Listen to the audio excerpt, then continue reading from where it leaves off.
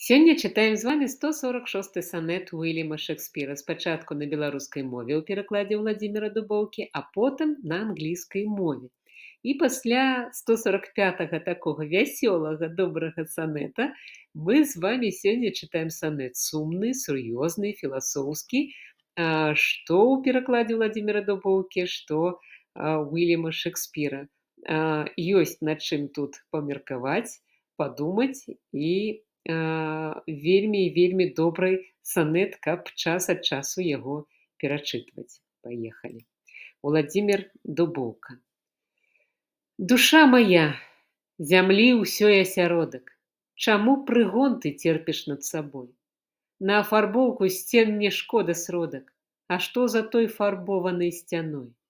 Чаму на свой прытулак тымчасовы і нетрывалы траціш многа так, збіраеш спадчыну ты адмыслова, каб больш здабычы меў сляпы чарвяк?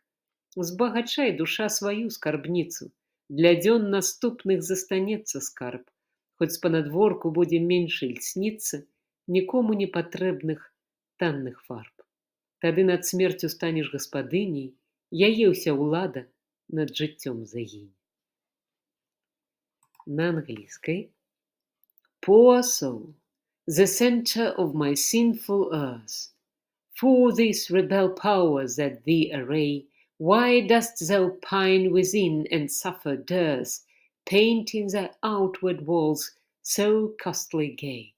Why so large cost, having so short a lease, dost thou upon thy fading mansion spend?